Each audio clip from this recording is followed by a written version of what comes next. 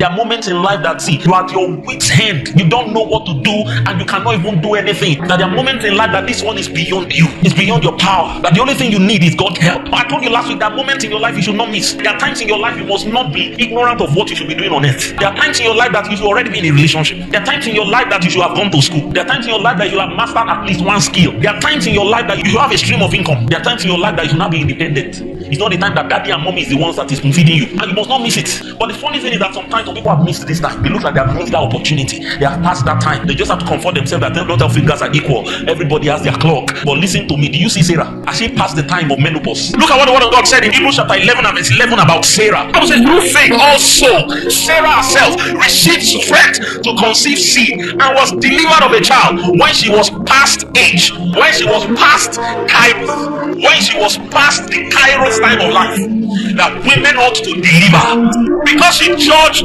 him faithful who has promised. There are things that when you have passed it, you have passed it. The only way you can recover lost Kairos is by the mercy of God, because of God himself is the Lord of time, is the God over time. Let me tell you something about the mercy of God. Come on, look at something. He's supposed to go this way, and when he gets to this place in this road, he was going to enter an open door, enter into a breakthrough, enter into a blessing. He's supposed to enter into this level of influence, into this level of wealth, into this level of ministry. But it happened that as he was journeying that journey through life, he now deviated. He kept on going and he missed this moment because he was not on that track.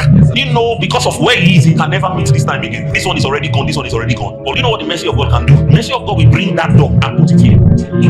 He might have missed this time. Joshua was fighting a battle and the sun was setting, and he knows his victory is dependent on more time. And Joshua prayed and the sun stood still. He fought his war. Come on, guys.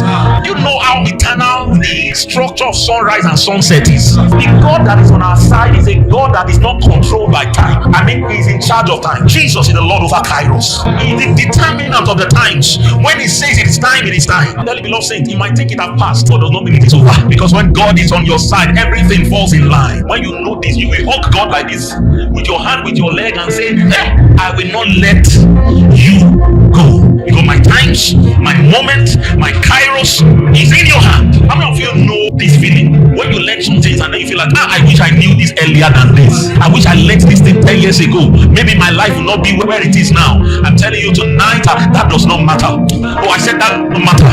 The time you learned it is good enough. I said the time you learned it is good enough. The time you realize it is good enough. Right now is your moment. I declare that God is faithful. When things do not seem like it's going according to plan, when things seem like it's not going according to direction, my God is still in control. Even if my Lazarus has died for 4 days, he is still the resurrection and the life. He does not miss time. Time is in his hand. He is in control. Even if I be